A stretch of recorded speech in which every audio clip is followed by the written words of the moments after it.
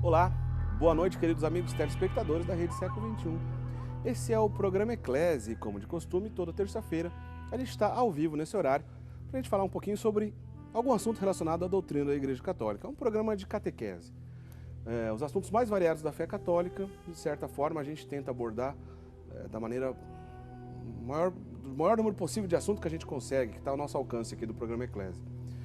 Como nós avisamos no programa da semana passada, o nosso comentarista aqui é o Padre Guido Montinelli, está curtindo umas férias com a sua família lá na Itália. Um abraço, viu, Padre Guido? Se eu estiver assistindo a gente aí pela internet na Itália, ele está descansando um pouquinho, em breve ele está de volta. E a gente vai fazer uma série de programas com outros amigos convidados aqui do nosso programa Eclésia. O nosso convidado do programa de hoje já esteve aqui conosco em outras oportunidades. Pelo menos uma vez ele já fez o programa Eclésia, já fez outros programas aqui da casa. Mas aqui no programa Eclésia é a segunda vez que ele está vindo, na qual eu vou dar boa noite para o Carlos Martins Nabeto, que está aqui ao meu lado. Obrigado pela tua presença mais uma vez aqui, viu, Nabeto? É uma alegria ter você aqui conosco. Eu que agradeço, Eric, novamente por esse convite. É sempre um grande prazer estar aqui na casa, abordando alguns temas e levando em consideração a grande amizade e estima que nós temos por você e por outros amigos aqui da Rede Século XXI. Nós que agradecemos mesmo a tua presença aqui. Eu brinco aqui com o Nabeto que a gente falou assim, ó, pelo menos uma vez por ano você tem que vir aqui no programa Eclésia. E justamente foi o ano passado, a última vez que ele veio. Por enquanto a gente está atingindo a meta, mas eu queria dobrar essa meta. Tá pouco, viu? Eu queria aumentar um pouco essa meta aí. Mas o Nabeto mora lá em Santos, ele é leigo, né? O Nabeto é leigo. Olha, o currículo do Nabeto é grande, viu? Ele é advogado, ele trabalha no Tribunal Eclesiástico lá de Santos, da cidade de Santos. É especialista num assunto chamado patrística, inclusive ele escreveu livros. A gente tem para mostrar pelo menos dois títulos que o Nabeto escreveu. Mostra para a gente, por favor, Bruno. Primeiro é um grande, de muitas citações patrísticas, né? Está aí, ó, A Fé Cristã Primitiva. Quantas citações patrísticas nesse livro mesmo, Nabeto? Temos 4.970 citações patrísticas, considerando os escritos do século II até mais ou menos o século X. Então, o Nabeto escreveu esse livro que é já referência para quem estuda patrística. Daqui a pouquinho ele vai explicar para quem ainda não sabe o que é patrística. E um outro livro de bolsa que ele estava me mostrando aqui, que vai ter um relançamento dessa edição, que é um livro sobre a infalibilidade papal. Em resumo, está refutando algumas, vamos dizer assim, lendas ou... lenda, eu acho que talvez é uma expressão forte. Está refutando alguns pontos comuns aí para quem costuma ser contra essa ideia de infalibilidade papal. É mais ou menos isso, esse livreto? Vai mais ou menos nesse sentido. Esse livro ele tem origem num discurso que é atribuído a um bispo croata da época do Concílio Vaticano I, quando foi proclamado o dogma da infalibilidade papal. E esse seria um discurso que esse bispo teria feito durante 2 horas. Mas, na verdade, esse discurso ele é falso e você verifica que tanto ele é falso que ele não cuida somente da infalibilidade, ele cuida de diversos pontos, inclusive de primazia papal e outros problemas. Então a gente refuta esse discurso. Enfim, o Carlos Martins Nabeto é escritor e é um estudioso desse assunto chamado patrística, que eu vou pedir para ele, em poucas palavras, explicar o que significa isso. Bom, olha, esses livros que eu acabei de mostrar, eles não estão aí para o sorteio, viu, gente? Se você quiser procurar esses livros, a gente está só apresentando aqui a obra do Nabeto. É na editora Clube de Autores? Clube de Autores. Se você pesquisar na internet Clube de Autores e o nome dele que é Carlos Martins Nabeto, como a gente já falou agora há pouco, você vai encontrar certamente essas obras e outros ainda, que ele escreveu outros livros também. Bom, o tema do programa de hoje, já vou adiantar aqui, Nabeto, a gente vai falar um pouco sobre o papado, né? Nós vamos falar sobre o ministério de Pedro e a igreja primitiva. É comum aqui no programa Eclésia a gente receber muitas dúvidas sobre o papado. Muitas dúvidas a gente recebe aqui. Aliás, nossos canais de comunicação estão abertos, você pode mandar para a gente e-mail, telefonema, uma mensagem via WhatsApp. A gente tenta colocar aqui na medida do possível a tua dúvida aqui com o Nabeto, que entende bastante desse assunto da igreja primitiva e o que os primeiros autores cristãos lá do início da igreja, o que eles pensavam sobre a figura do ministério de Pedro, ou seja, do Papa, né? Essa ideia de que algumas pessoas defendem de que o papado nem sempre foi assim na igreja, a gente vai falar já sobre isso. Porque eu estava dizendo que o Nabeto é especialista em patrística. Em poucas palavras, o que é patrística, Nabeto? Tá. Patrística, de certa maneira, assim, de modo mais simples possível, ele se refere aos escritos que os primeiros cristãos primitivos escreveram. A maioria deles, bispos, mas também tem alguns escritores eclesiásticos e, por exemplo, neste caso do livro, nós estamos trazendo citações tiradas dessas obras desde, então, o final do século I, quando o cristianismo sai da era apostólica, até mais ou menos o século X. Mas a patrística, pela maioria dos autores, considera até o século VII, até o século VIII. Quer dizer, os escritos, então, até o século VII, século VIII, que diz respeito à formação da comunidade cristã primitiva, as orientações, escritos de importantes teólogos da época, papas, grandes santos, tudo isso, resumindo, é a patrística. Exatamente. Então, o Nabeto estudou tudo isso, é um especialista, um escritor desse assunto, e a gente tem um privilégio de receber ele aqui. Na outra vez que você esteve aqui, Nabeto, eu lembro que a gente falou um pouquinho também sobre a Bíblia e a relação com a igreja primitiva. De certa forma, a Bíblia está presente de novo nessa discussão, já que hoje a gente vai falar sobre o Papa. Vamos já começar por aquela questão que eu estava adiantando aqui. Você deve ter ouvido falar por aí, é comum até a gente ouvir esse tipo de discussão, na internet e fora dela também, algumas lendas que vão dizer assim, olha, o papado nem sempre na igreja foi assim. Começou lá com o imperador Constantino, ou isso é invenção da Idade Média. Nabeto, aonde a gente começa a buscar fontes seguras para que a gente possa refutar essas lendas e a gente possa fundamentar do ponto de vista também histórico a nossa fé católica de que a primazia de um bispo de Roma sempre existiu na igreja? Certo. Bom, essa ideia de que o papado seria uma criação medieval, ela provavelmente vai levar em consideração o fato da queda do Império Romano do Ocidente, no ano 476 depois de Cristo. Certo. Por quê? Porque aí, com a queda do Império Romano do Ocidente, o imperador romano deixa o Império do Ocidente e vai encontrar refúgio lá no Império Oriental. Que a sede já era em Constantinopla, Em Constantinopla, né? desde Constantino, por volta lá de 325, por aí. Só para localizar, Constantinopla é Istambul. Istambul. Istambul Isso, na Bizâncio Turquia. também, né? Também chamado de Bizâncio. Antes de tudo isso chamava Bizâncio. Quando a gente fala Bizâncio, Constantinopla ou Istambul, está falando da mesma cidade. Do mesmo local. Tá. Então, com essa saída, com essa queda do Império Romano, o povo ele vai buscar refúgio aonde? Se não tem mais imperador, eu vou buscar refúgio em outro tipo de autoridade. Então, numa autoridade espiritual, que é o Papa. Certo. Então, nós vamos encontrar grandes figuras, como, por exemplo, o Papa São Leão I. São Leão I, ele enfrentou, ele foi ao encontro de 2 bárbaros. Ele foi ao encontro do famoso Átila, o Huno, para que os bárbaros não invadissem ali Roma e destruíssem. E conseguiu.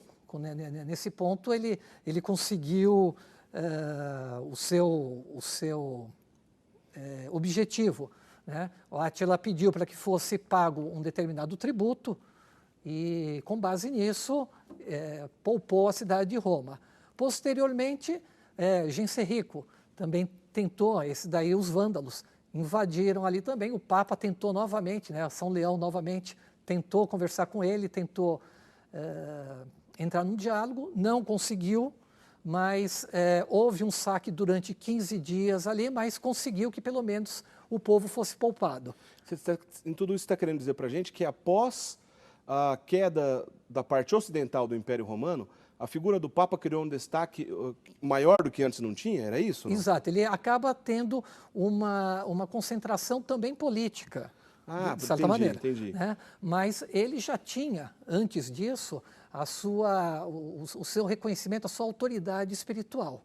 Né? E aí nós podemos recorrer para a própria Bíblia.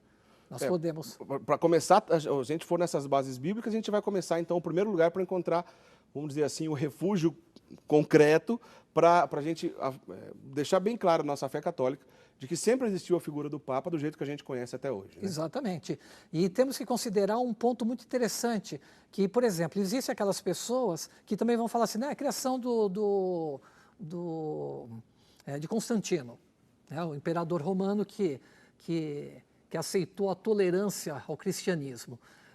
Então, ele que foi o primeiro Papa. Não é verdade. Tanto não é verdade que Constantino ele vai em 313 publicar o Edito de Tolerância, né, o Edito de Milão, e só que nesse ano já existia um Papa. E, posteriormente, já existe outro Papa. Então, a gente vê que Constantino nunca poderia ter sido o primeiro Papa, porque já existia um Papa antes dele.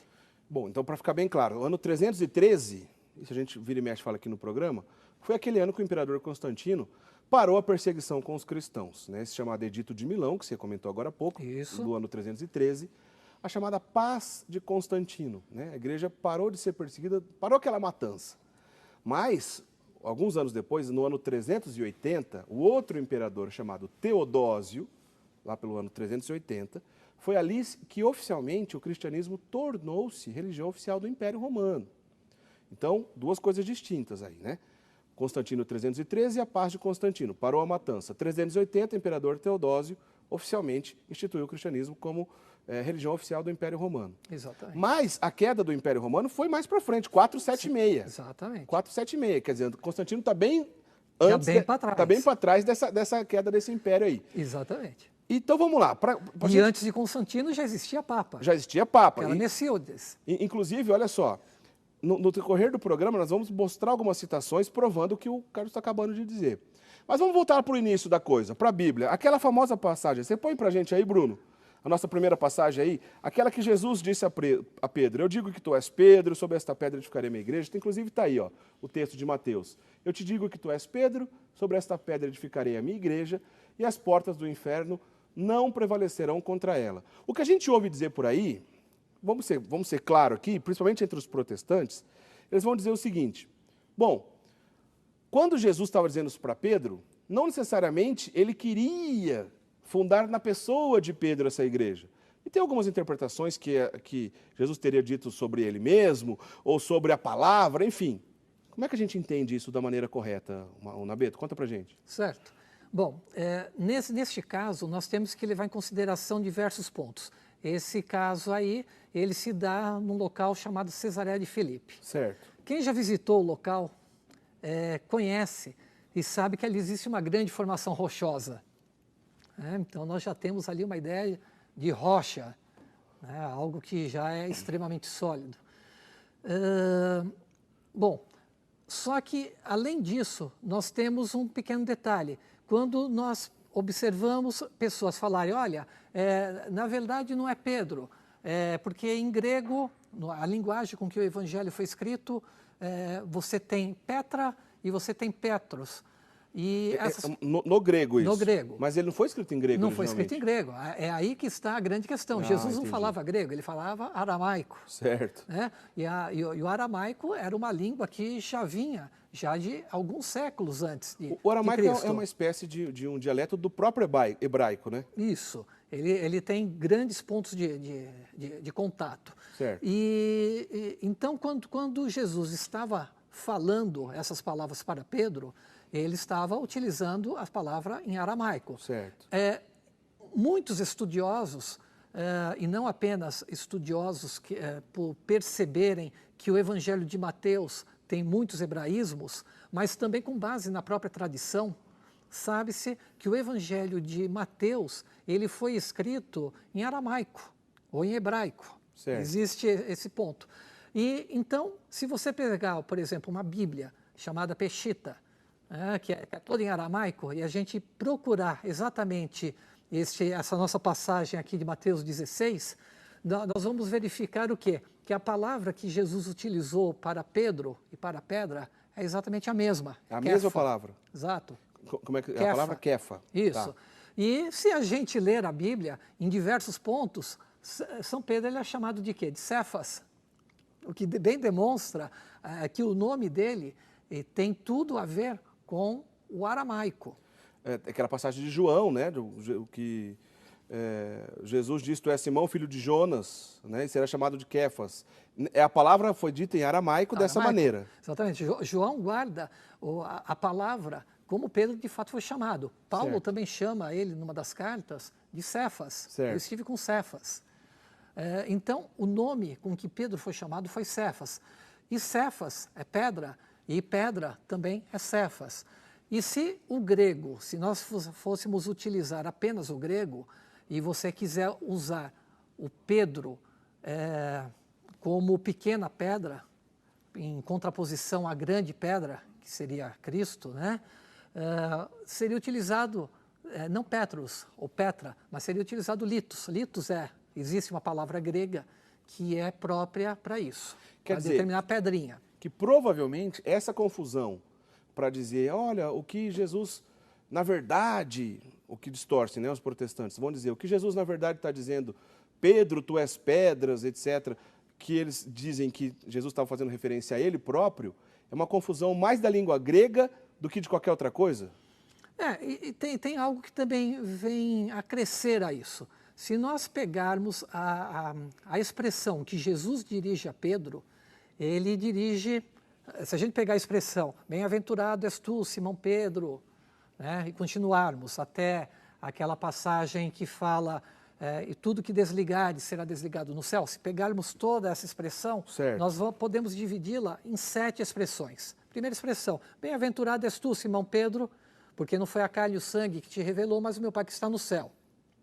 Certo. Eu te digo, tu és Pedro, e sobre essa pedra edificarei a minha igreja, e tudo que ligares na terra será ligado no céu, e tudo que desligares na terra será desligado nos céus.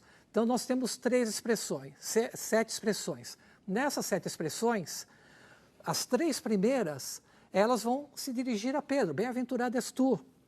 Né? Eu te digo, tu és Pedro. Aí a 4ª expressão, sobre esta pedra, não seria Pedro? Vem falando Pedro, Pedro, Pedro, de repente é mudado nada. E aí continua, as outras lógica. 3. Né? Tudo que liga, eu te darei a chave do reino dos céus. É a 4ª. É a 5ª.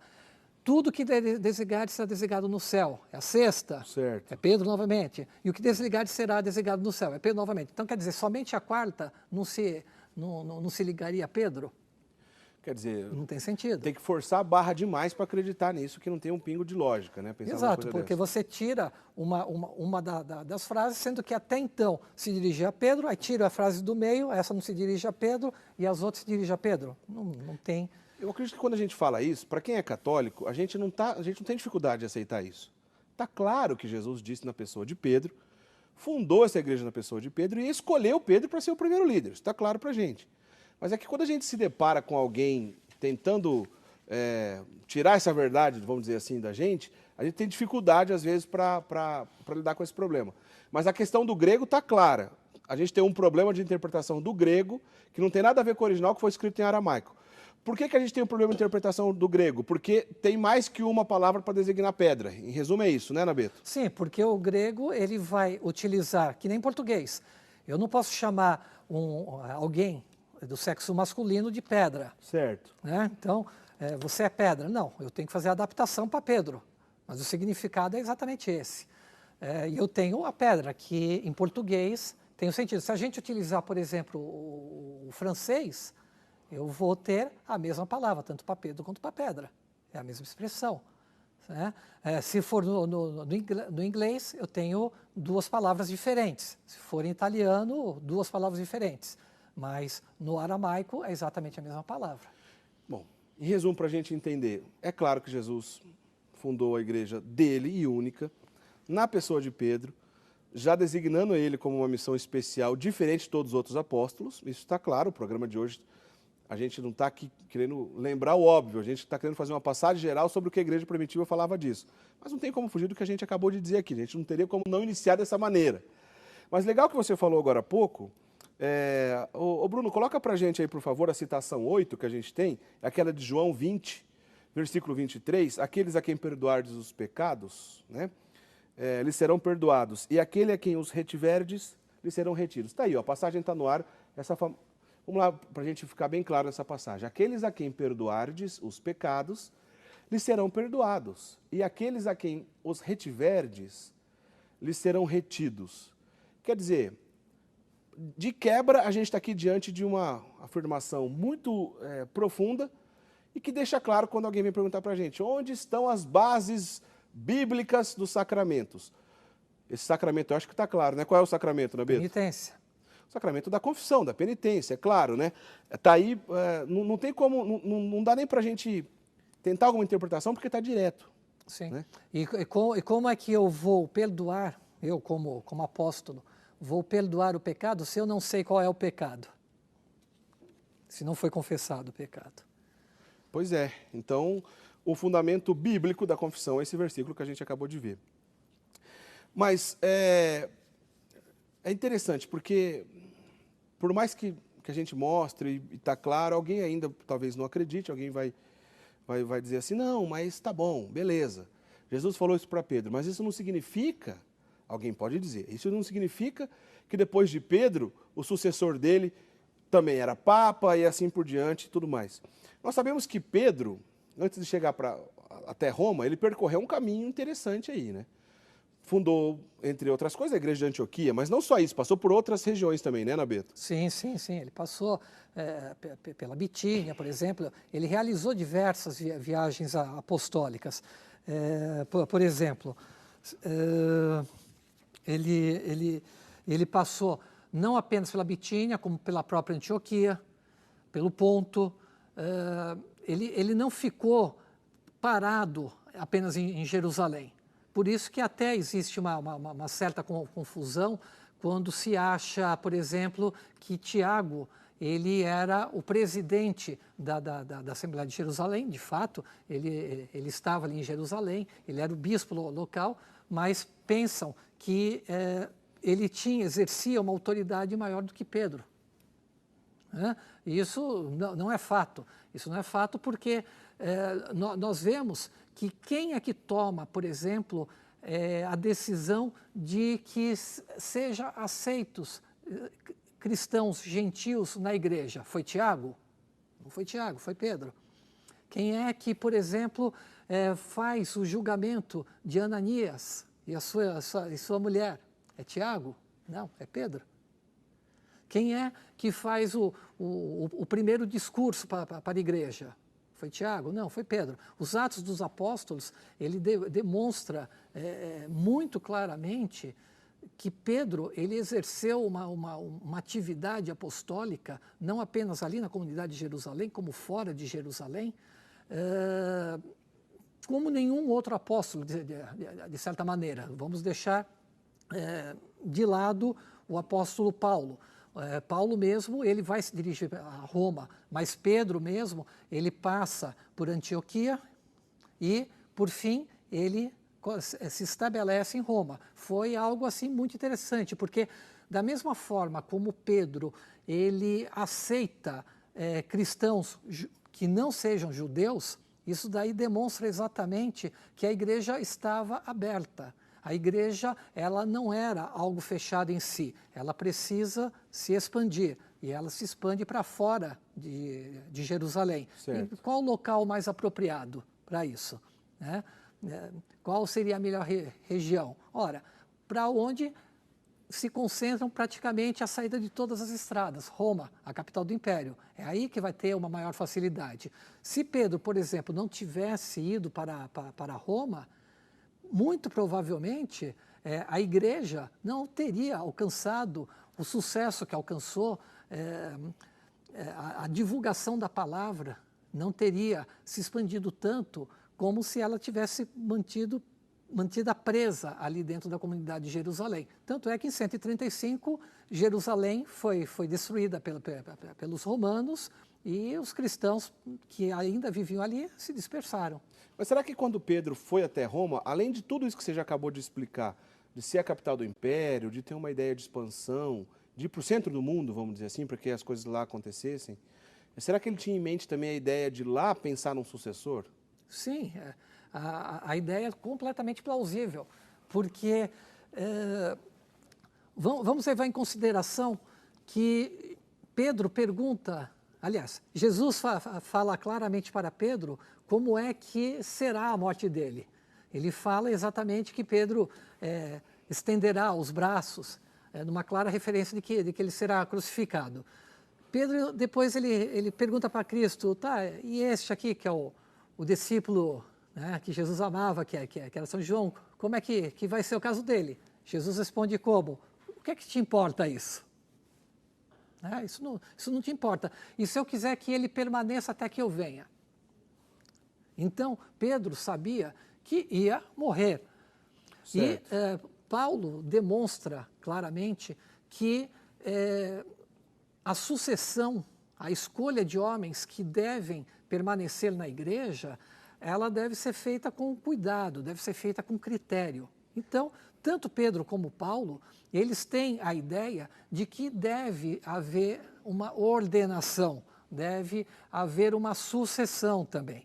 Então, Pedro acaba, obviamente, falecendo, martirizado, crucificado de cabeça para baixo em Roma, mas a comunidade de Roma logo já estabelece um sucessor.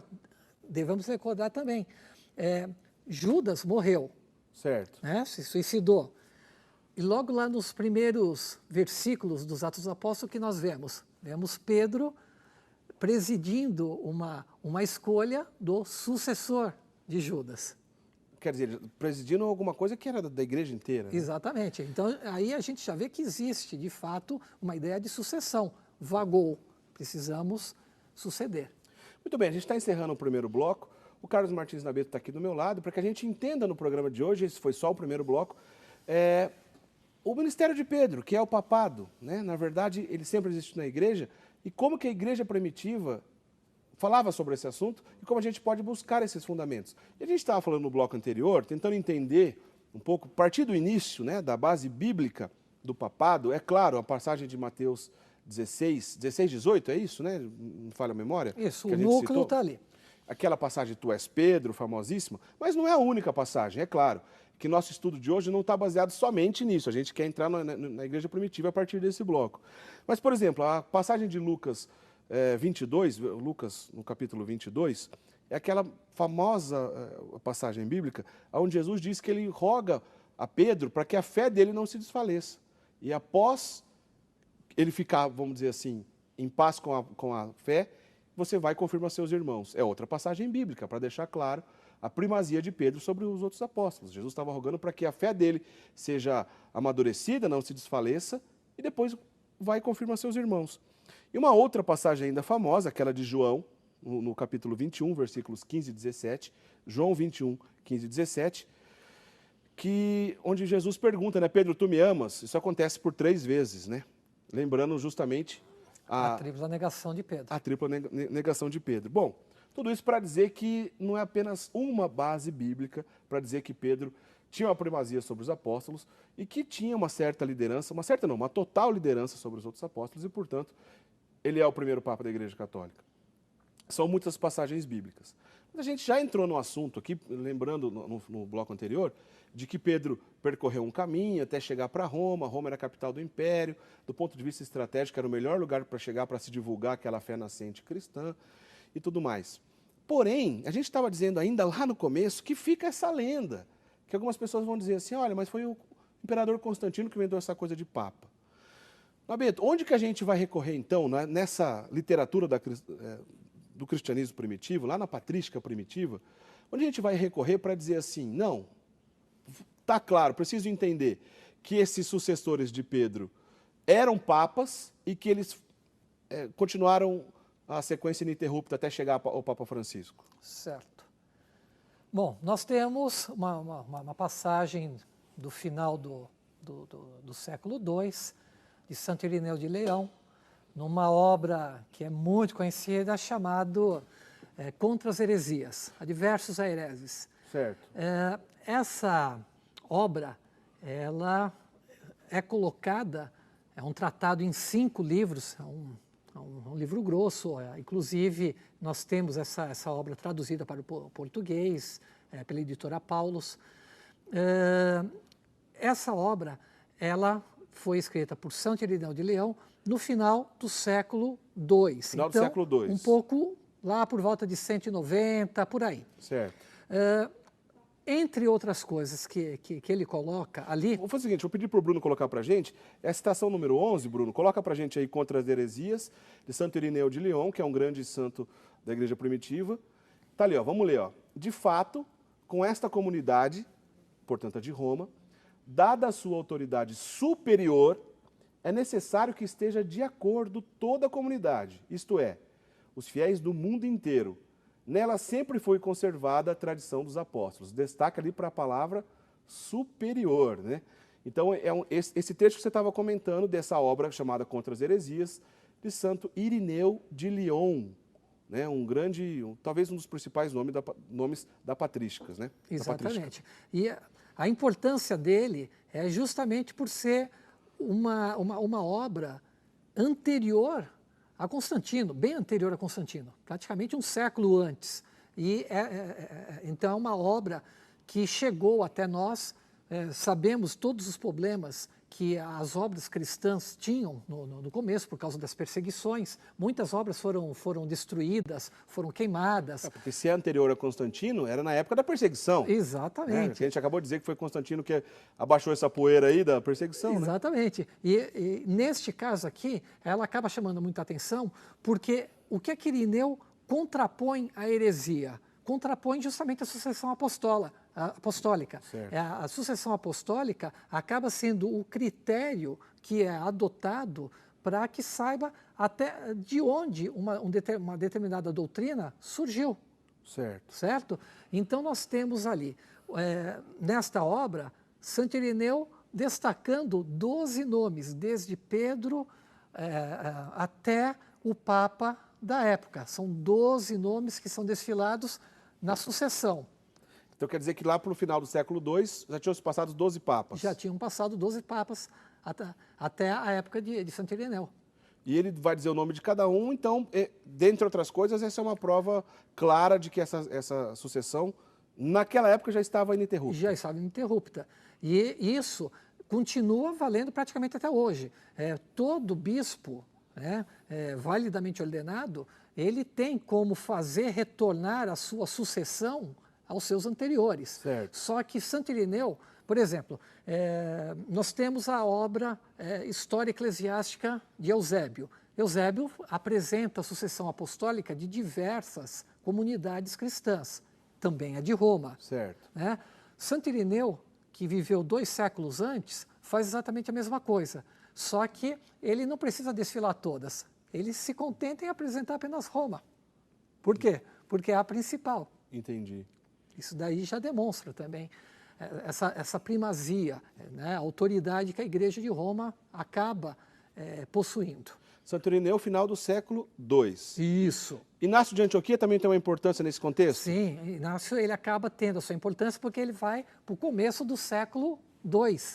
Então, peraí, você estava lá no final do século II. Isso, estamos voltando. Para falar de Santo Inácio de Antioquia, a gente está voltando no século II ainda, mas agora é no início do século II. Exatamente. Certo. Santo Inácio ele tem 2 passagens que chamam muita atenção. A primeira passagem dele é a forma como ele se dirige à comunidade de Roma. É aquela que ele diz que a igreja que preside na região dos romanos, é essa? A igreja que preside na região dos romanos é a igreja que preside na caridade. Ô Bruno, põe pra gente essa, é a citação 12, por favor, para que todos os nossos telespectadores possam ler. Então a gente falou agora há pouco do final do século II de Santo Irineu, voltando agora para Santo Inácio de Antioquia, no início do século II, que é essa passagem que a gente está vendo. Aos Romanos é o nome da obra, é isso? É a carta que ele escreveu aos Romanos, Carta aos Romanos. Carta aos Romanos, tá certo. Então vamos lá. A igreja que preside na região dos romanos, digna de Deus, digna de honra, digna de sucesso, digna de ser chamada feliz, digna de louvor, digna de pureza, que preside ao amor, que porta a lei de Cristo, que porta o nome do Pai. Nunca tivestes inveja de ninguém, ao contrário, ensinastes aos outros. Então, quem escreveu isso foi Santo Inácio de Antioquia, numa carta aos Romanos, deixando bem claro esse destaque na liderança da Igreja de Roma, né? Vamos dizer assim. Sim, e o que chama mais atenção? Santo Inácio ele escreveu 7 cartas, sendo 6 cartas dirigidas à comunidade, só para colocar as circunstâncias. Certo. Santo Inácio, ele foi capturado, ele é da Antioquia, né, e ele foi levado prisioneiro para ser executado em Roma. E durante o caminho, ele vai escrevendo algumas cartas para algumas comunidades, né, como, por exemplo, a comunidade da Trália. Ele escreve, então, 7 cartas, 6 cartas a comunidades e uma carta a um bispo chamado Policarpo. Esse bispo Policarpo, ele foi discípulo de São João. Né? Policarpo é discípulo direto de São João, né? Exato. Este trecho que nós retiramos aqui, né, que você leu, ele é justamente o trecho da carta que é citada aos Romanos. Se nós compararmos as outras citações, os prefácios que ele dirige às outras comunidades, nenhuma comunidade recebe tantos elogios quanto a comunidade de Roma.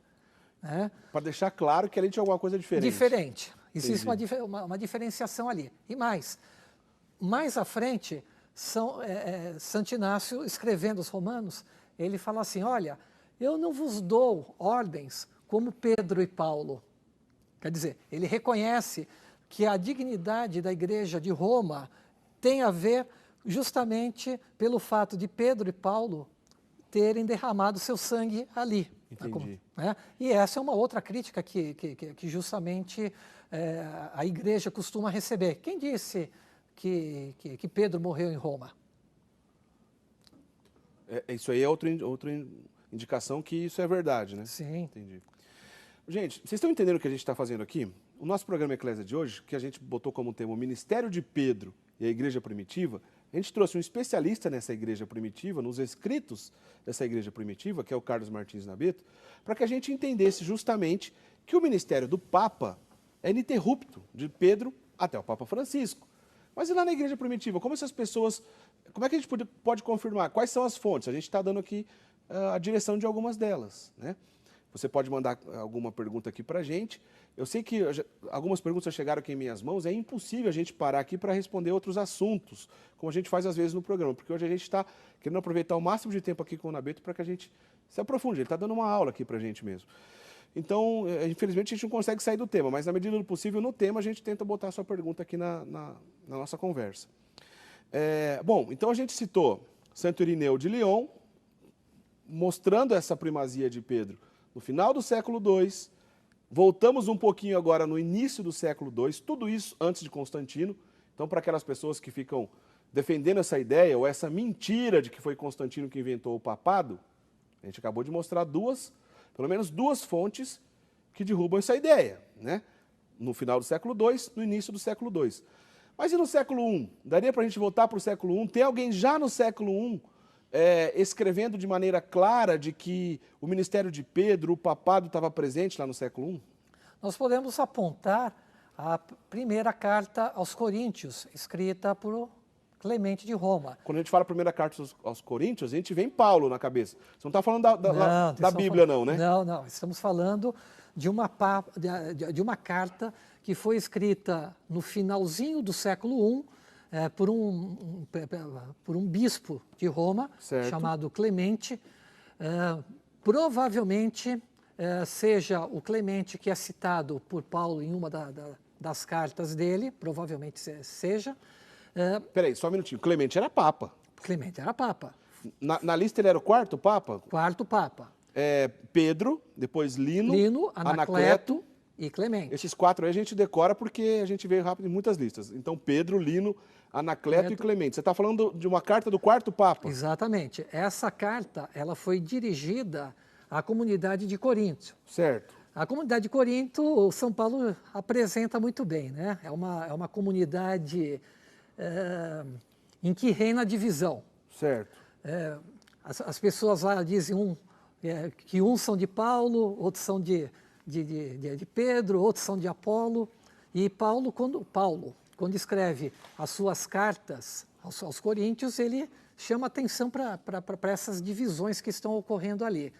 E o que nós vemos? Nessa carta que Clemente escreve aos Coríntios, no final do século I, ele está falando de um problema que está ocorrendo ali? Justamente o quê? Divisão. Está novamente havendo uma divisão na comunidade de Corinto. Algumas pessoas destituíram por conta própria as autoridades eclesiásticas. O Papa Clemente, ele manda uma carta aos coríntios e nessa carta ele não faz apenas uma simples exortação para a volta à unidade. Ele também fala que aquele grupo deve reter o seu ensinamento, né, o ensinamento de Clemente, e que a ordem seja restabelecida. Vamos fazer o seguinte, vamos ver essa citação. Vamos. Então, é número 14, Bruno, põe pra gente, que ele diz ali, ó, que inclusive no final ele vai dizer que o pecado e o perigo não é pequeno. É essa citação, não é pequeno. Né? Vamos lá, então, essa citação, que é do quarto Papa da Igreja, São Clemente, ele escreveu aos Coríntios, porque a gente está vendo a citação embaixo ali, lembrando que é Clemente aos Coríntios, não Paulo aos Coríntios, né? Então, vamos lá. Vós, portanto, que fostes a causa da rebelião, sede submissos aos vossos presbíteros e aceitai com contrição a correção. Se, porém, alguns não obedecerem ao que por nosso intermédio ele, ou seja, Cristo, fez, saibam que se envolverão em pecado e perigo não pequeno. Quer dizer, é uma carta de autoridade, né, Nabeto? É uma carta de autoridade que chama mais a atenção da autoridade pelo fato de ter sido escrita no final do século I. E no final do século I existia um apóstolo vivo, que era João. Ah, São João não tinha morrido ainda? Não. E São João está mais próximo até, de certa maneira, de Corinto. Então, quem é que vai intervir dentro da comunidade de Corinto? Não é o apóstolo São João. Era Clemente, que era Papa. Bom, São João escreveu provavelmente o Apocalipse por volta do ano 100. Isso, né? bem no finalzinho. Morreu certamente pouco tempo depois disso, né? Porque ele já era de idade avançada.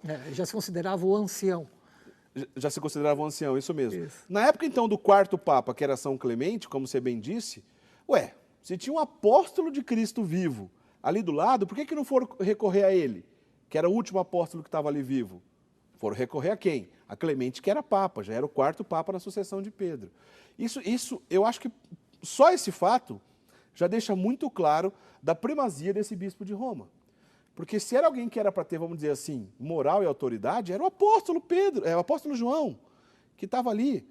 E é bonito ver, então, que a igreja já respeitava essa figura do sucessor de Pedro, sendo Papa Clemente IV, e ele dizendo, olha, se não respeitar a nossa autoridade, ou seja, a minha, a coisa pode ficar ruim para vocês, hein?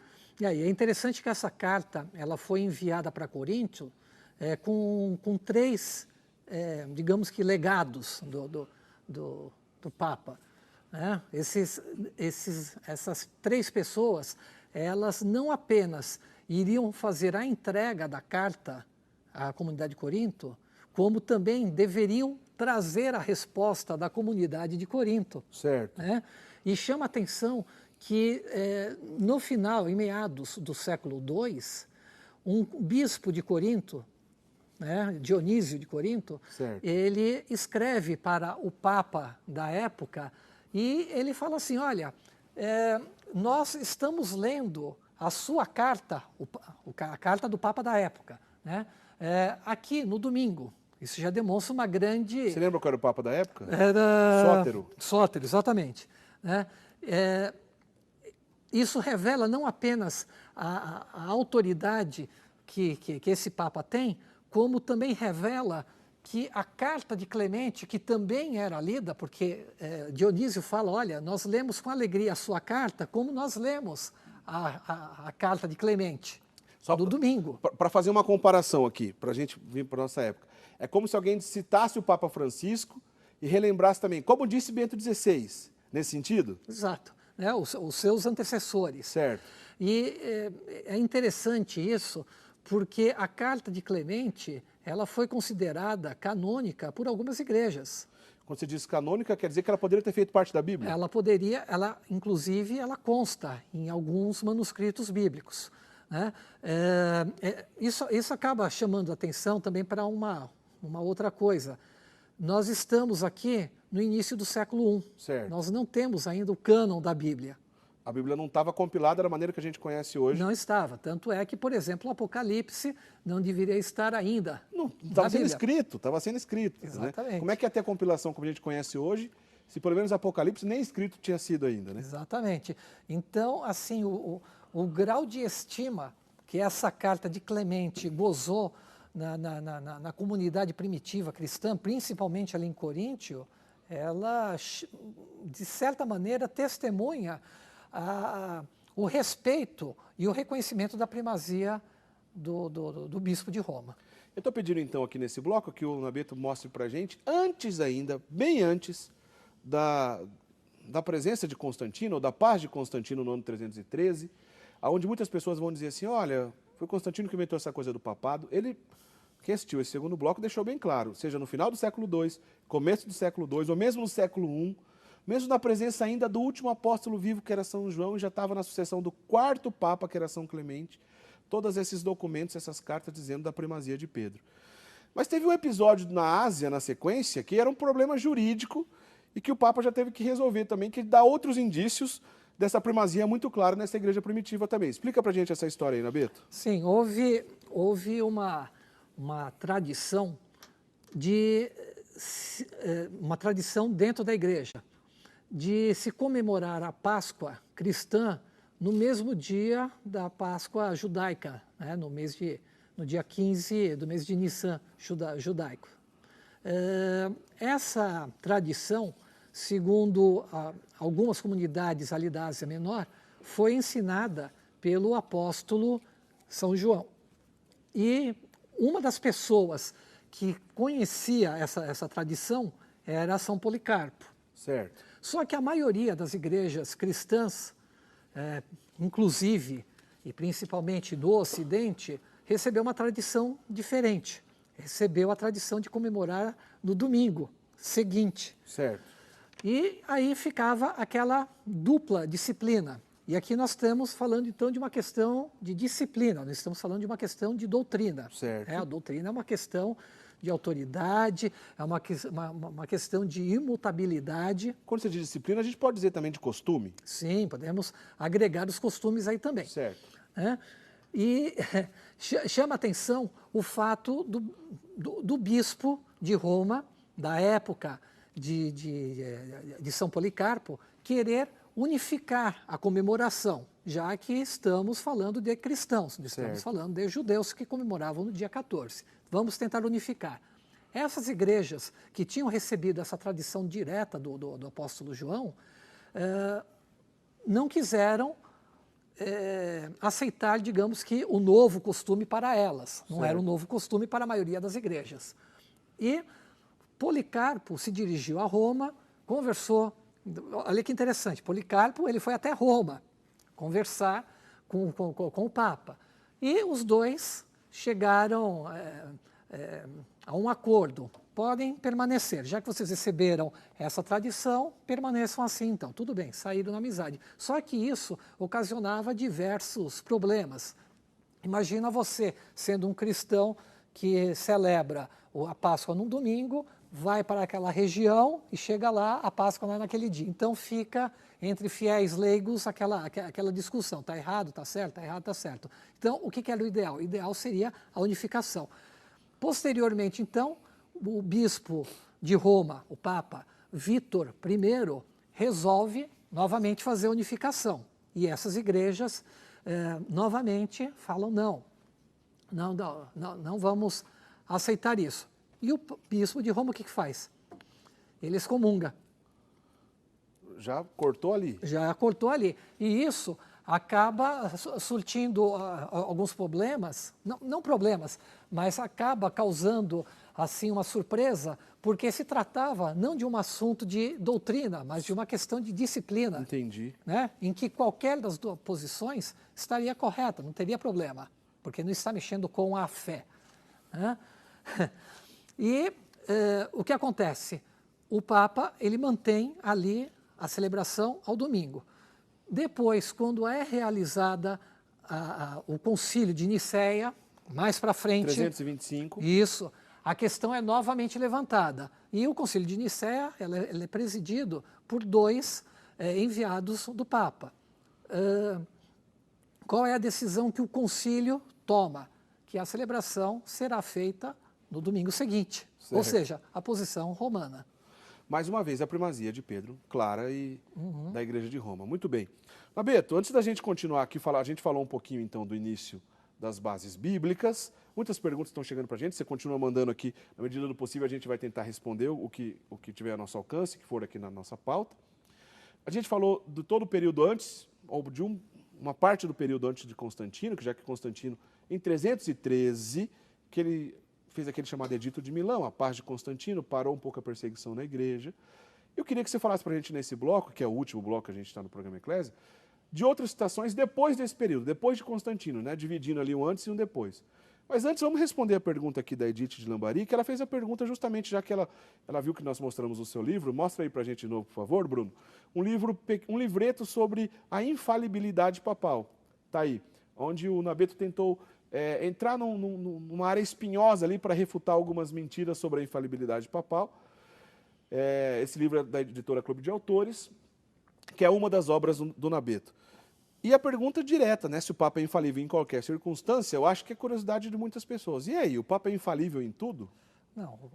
A definição do Concílio Vaticano I, ela não coloca uma infalibilidade total em todos os assuntos, em todas as matérias, em todas as circunstâncias. Não é isso.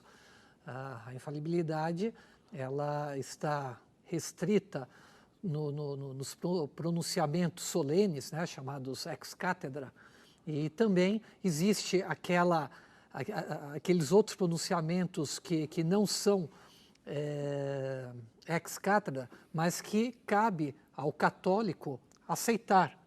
Ex cátedra significa da cadeira, da autoridade. Da cadeira, da autoridade. Tá, entendi. O grande problema é que existe uma grande confusão em achar que, como o Papa ele é infalível, então ele não pode pecar. Veja, não é isso. Infalibilidade não tem nada a ver com impecabilidade. Certo. Tanto não tem a ver com impecabilidade que o Papa se confessa. É verdade. Todos os papas se confessam. E por que os papas se confessam?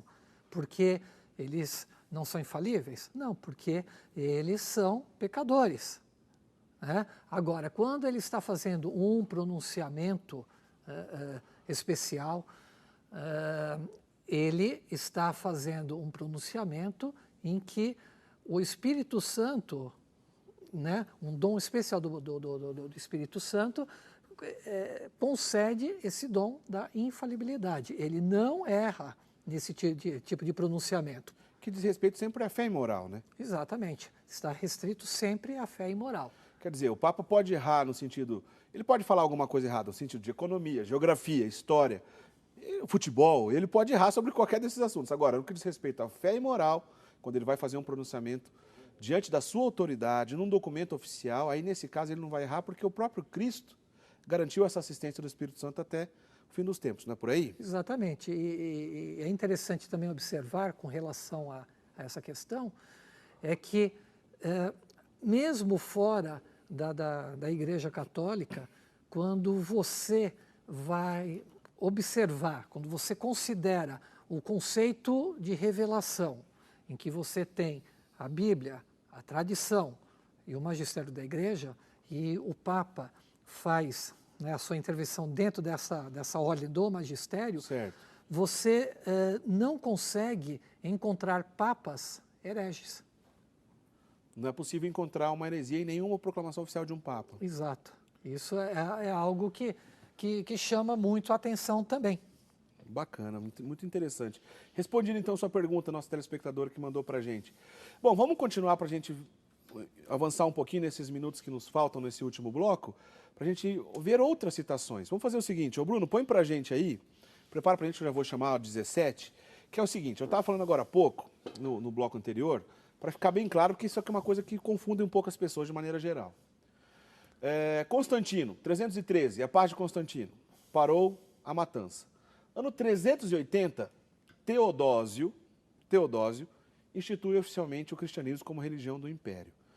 Em 313, quando Constantino fez essa proclamação, é chamada Edito de Milão, é essa proclamação da paz de Constantino. Mas tem também o chamado Edito de Tessalônica, que é justamente o Teodósio, esse imperador, na sequência de Constantino, que, como eu acabei de dizer, proclamou oficialmente o cristianismo como religião do império. Desse Edito de Tessalônica, o Nabeto trouxe aqui pra gente uma citação, eu queria que o senhor comentasse na sequência, é a 17. Põe pra gente aí, por favor, Bruno, pra gente ler isso aí, que é direto de Teodósio, do Edito de Tessalônica. Tá lá, ó. Então esse é o imperador Teodósio falando, não é isso, Nabeto? Isso. Queremos que todos os povos, governados pela administração da nossa clemência, ou seja, por ele, que era imperador, professem a religião que o divino apóstolo Pedro deu aos romanos, que até hoje foi pregada como pregou ele próprio, e que, evidentemente, que professam o pontífice Dámaso, o bispo de Alexandria, chamado Pedro. Então, está aí o imperador Teodósio, aquele que instituiu como religião oficial do império, fazendo referência de maneira respeitosa a duas figuras. Primeiro, ao próprio Pedro, aliás, três, que o bispo também é citado ali. Ao próprio Pedro e ao sucessor da época, que é o Papa Dámaso, é isso, Nabeto? Isso mesmo. Isso aí demonstra que, entre outras coisas, não é o império que cria a Igreja Católica, né? Então, quer dizer, não é com este ato em que o cristianismo torna-se a religião oficial do império que a Igreja Católica é fundada. Ao mesmo tempo, não é com o Edito de Milão, com Constantino, que a Igreja Católica é fundada. Isso demonstram os sucessores anteriores a Constantino, que já existia. Né? Agora, isso demonstra o reconhecimento do Estado com relação ao respeito que o apóstolo Pedro e os sucessores do apóstolo Pedro detêm. Por exemplo, Constantino. Constantino, ele ofereceu diversos presentes ao bispo de Roma, entre eles a Basílica de São João do Latrão, né, que é, de fato, a sede episcopal do bispo de Roma. Ele fez algo que também era impensável para a mentalidade pagã da época, que foi a construção da primeira Basílica do Vaticano. E o que ele fez? A Basílica do Vaticano está numa colina. E aquela colina, do outro lado do Tibre, era utilizado como cemitério. O que ele faz? Ele manda aplainar por cima do cemitério. E aí que é construída a Basílica do Vaticano. Tanto é que na década de 1960, quando é feita a descoberta dos ossos de São Pedro... Foi uma escavação iniciada por pedido de Pio XII, se não me engano. Isso, e olha que interessante. Qual é o termo que a gente escuta? Escavação. Quer dizer, não se tratava de um cemitério primitivo que estava ali num túnel, né? Não, foi uma escavação. Por quê? Porque foi aplainado por cima dos túmulos. Isso daí deixou os pagãos da época ficaram horrorizados, porque isso daí demonstrava uma impiedade danada, né, para a mentalidade pagã. Mas por que Constantino resolveu aplainar sobre o Vaticano? Porque era ali que estava concentrado o túmulo de São Pedro. Aliás, tem aquela famosa expressão que lá foi encontrada. Explica pra gente o que é o Petruzene que lá foi encontrado. Isso aí foi encontrado agora na escavação da década de 1960, que significa Pedro está aqui. Petruzene significa Pedro está aqui. Isso, Pedro está aqui. Quando foi feita a escavação, a grande pergunta é, aonde está o túmulo de Pedro? Como a terra tinha passado por cima dos túmulos, aonde que está o túmulo de Pedro? A escavação permitiu a localização, porque os grafitos, né, as escritas que as pessoas foram escrevendo em cima do túmulo do apóstolo conseguiram demarcar exatamente a localização do túmulo de São Pedro. Que é justamente abaixo do túmulo da atual Basílica de São Pedro. Exatamente. Né? Quer dizer, do ponto de vista geográfico, ninguém tem mais dúvida. Não há como duvidar. Era ali que tudo aconteceu e é lá que continua acontecendo. É ali que continua acontecendo. Muito interessante. Só um rápido comentário aqui sobre Teodósio, porque a gente falando nessa relação do imperador com a autoridade da igreja, isso que você falou agora há pouco é muito interessante. Não dá para criar uma fé, uma igreja, ainda mais com a tradição de 2000 anos, como a gente está provado hoje, na canetada, né? No ponto de vista, vou fazer uma lei aqui, vou criar uma igreja, pronto, durou 2000 anos. Isso é impossível, né? Aconteceu muita coisa antes, durante aqueles impérios e depois, é claro, como a história demonstrou.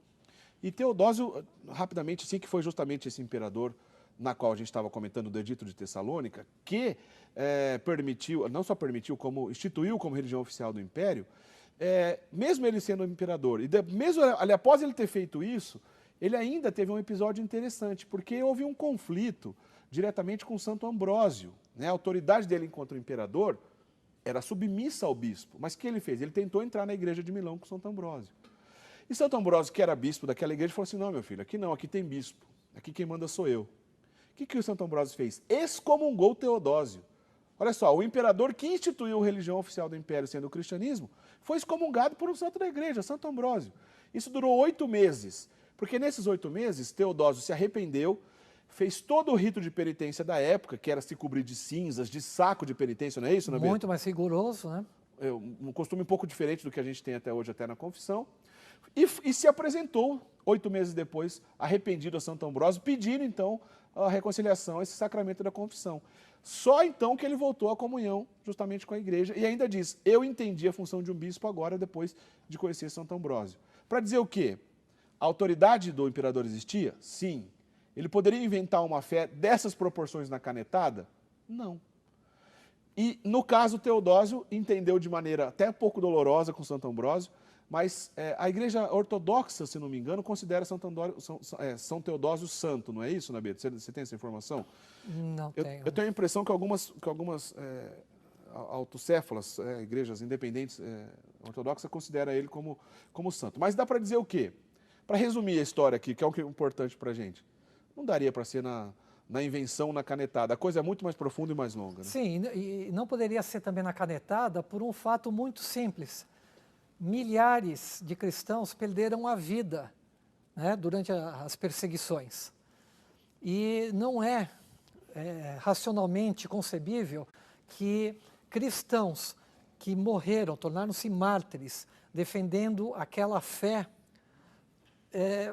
após a regularização, seja por Constantino, que apenas deu a tolerância, seja por Teodósio, que reconheceu a religião cristã como religião do império, não é concebível que esses cristãos que foram confessores da fé admitissem qualquer tipo de modificação naquele tipo de cristianismo que foi professado desde o início.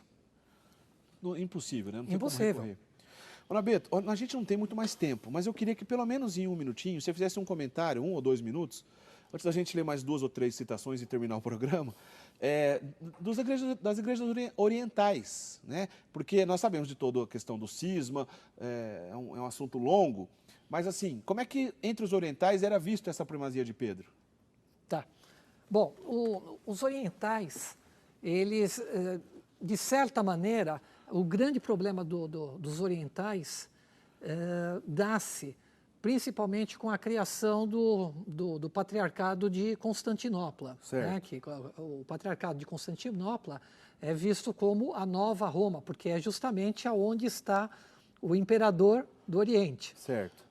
Então, nós temos 2 concílios, o concílio de Constantinopla primeiro e o concílio de Calcedônia, o primeiro de 381, da época de Teodósio, o segundo de 450, em que vão, através do cano número 3 e através do cano número 28, respectivamente, colocar Constantinopla como a segunda após Roma. Certo. E isso aí vai gerar um conflito com os patriarcados de Antioquia, que também foi sede de Pedro, né? E o patriarcado de Alexandria. Certo. Isso daí vai gerar, obviamente, depois, mais lá para o século II, com Fócio, e depois com o cisma de 1054, Miguel Cerulálio. Você só citou Fosse século VIII, né? Isso. Acho que você falou século II, você deve ter se Não, enganado. 8. Desculpa, eu entendi errado. 8. Então, Fosse século VIII, Isso. Cisma 1054, Isso. Miguel Cerulálio era o patriarca... O patriarca oriental. Oriental, isso. Né? O patriarca de Constantinopla. Isso daí vai trazer, mas principalmente a partir de Fócio, vai trazer uma grande discussão com relação à parte da primazia jurídica, jurisdicional. Certo. Né? Eles não querem que o Papa, né, que o bispo de Roma interfira na parte de jurisdição dos direitos das igrejas orientais. Certo. Né? Mas existe algumas citações demonstrando que existia o costume de um bispo, por exemplo, que fosse destituído, recorresse ao bispo de Roma para ser restituído ao cargo. Mais uma vez, a primazia, claro. Isso no século IV, século V. Certo. Né? Bom, de todas essas discussões e o cisma que gerou, uma coisa também a gente pode deixar claro. O cisma gerou também com alguém que tinha primazia do outro lado, vamos dizer assim, que era o próprio Papa. Né? O episódio do cisma do Oriente é grande, a gente não vai conseguir resumir aqui agora, quem sabe a gente faz um programa só sobre isso. Mas hoje, em que pé que se encontram as igrejas orientais? Existem 14 igrejas que continuam ortodoxas, que continuam só no bispo e não tem relação com o Papa. Apesar da sucessão apostólica existir, não é lícito que a gente, como católico, possa receber a comunhão lá, a não ser em caso de perigo de morte, por exemplo, ou da ausência de uma igreja católica na região que você mora, de repente num país onde não tem a igreja católica, né? Ou tem dificuldade daquela região, aí sim. E existe 24 igrejas ao todo, chamadas sui iuris, que, ou seja, de direito próprio, na qual uma delas é a igreja latina, 98%. Existem outras, dentro dessas 20, eu falei 24, uma é a latina, 22 que tem um ramo ortodoxo e um ramo católico, e uma que é a igreja maronita, que nunca teve ramo ortodoxo. Ou seja, existem as igrejas orientais ainda até hoje, com comunhão com o Papa, seguindo as tradições orientais que não morreram, porém também não são igrejas ortodoxas. Mantém a tradição e continuam católicas. Esse assunto também é longo, mas tem tudo a ver com o que a gente está dizendo aqui, porque afinal de contas a primazia sempre está lá de novo do Papa. E é interessante observar que essas igrejas, né, que constituem ramos orientais católicos, elas reconhecem não apenas a primazia de honra do bispo de Roma, como também a primazia jurídica, né? A primazia jurisdicional. Tanto é que existe o Código de Cânones das Igrejas Orientais, que foi promulgado por quem? Pelo Papa. João Paulo II. João Paulo II. Logo depois da promulgação do mais atual Código de Direito Canônico, também teve esse adendo para as igrejas orientais, não é isso? Exatamente. Grande João Paulo II, São João Paulo II. Exatamente. Bruno, põe para a gente aí, por favor, a citação do Damaso I. A gente está terminando aqui o programa, mas vamos um comentário rapidinho para essa citação aí, que é o seguinte. A Santa Igreja Romana está colocada à frente de todas as igrejas nas decisões de conciliar a paz entre outras igrejas espalhadas pelo mundo inteiro, pois recebeu a primazia da voz evangélica. Papa Damaso I, Decreto 3. Isso é uma declaração pós-Constantino, naquilo que a gente estava terminando aqui o nosso programa. Existe aqui, então, a prova antes e depois de Constantino. A prova antes e depois de Constantino. Isso daqui, quando? Na época de São Jerônimo, né? do Papa Damaso. Então, nós estamos aqui ainda no século IV. Vamos colocar a última agora, então, justamente de São Jerônimo, que eu acho que é a última que dá tempo da gente comentar aqui. A 26, põe para a gente aí, por favor, Bruno. São Jerônimo, doutor da igreja, aquele que traduziu a Bíblia, chamada Vulgata, e ele disse essa frase interessante aí: estou com quem estiver unido à cátedra de Pedro. E aí, por que São Jerônimo disse isso? É interessante observar que São Jerônimo, ele tinha uma personalidade muito forte. Certo. E São Jerônimo foi, inclusive, expulso de Roma, né? Embora ele tenha sido secretário de Damaso, ele tinha muitos inimigos em Roma. E ele foi para onde? Ele foi para Jerusalém. Foi lá que ele praticamente traduziu toda a Bíblia. E veja, ainda sofrendo um monte de injustiças, o que ele fica? Né? Com quem que ele fica?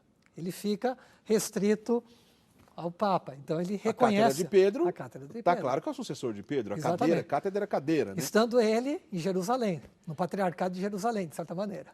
Quer dizer, estava lá numa dessas sedes das igrejas orientais, mas a comunhão dele era plena justamente com a figura do Papa, e está claro isso. Não é à toa que é doutor da igreja, né? Doutor da igreja. Acertou. Nabeto, olha só, foi uma alegria ter recebido você aqui. Eu queria que esse programa tivesse durado pelo menos 1 hora a mais para a gente continuar. Teve várias outras citações aqui que a gente não teve tempo de entrar nelas, porque o assunto é interessante. Mas nosso objetivo, eu acho que de certa forma nós cumprimos, que era mostrar algumas citações da igreja primitiva, provando, deixando claro que essas fontes são sólidas para quando a gente quer buscar o entendimento e a afirmação da nossa fé de que o papado é algo ininterrupto. O Papa Francisco é o Papa de número 266 e o número 1 é Pedro, né? E nessa história, essa sucessão é ininterrupta, isso a gente vai buscar em toda a história da igreja. Por que a gente escolheu o período da igreja primitiva? Ué, porque o Nabeto é especialista na igreja primitiva, mas a gente poderia fazer o mesmo programa da Idade Média, da Idade Moderna, da Idade Recente, aqui pós-moderna, enfim. A gente tem a prova bem clara desses 2 mil anos de cristianismo. Mas quando está mais longe, está mais distante, esse tipo de fonte, a gente requer ajuda do especialista, como foi o seu caso, na qual a gente agradece muito aqui a tua presença. Outro programa do Nabeto, você pode procurar lá no nosso site, rs21.com.br, o portal da Rede Século XXI. Acha lá a página do programa Eclésia, todos os programas estão disponíveis, inclusive o outro programa que fizemos com o Nabeto, falando sobre a Bíblia e a relação com a igreja primitiva. Nabeto, muito obrigado pela sua presença, espero que não demore muito a sua volta, para em outra oportunidade a gente contar com a tua ajuda aqui no programa. Foi uma alegria te receber aqui hoje. Eric, eu agradeço novamente o convite da Rede Século XXI.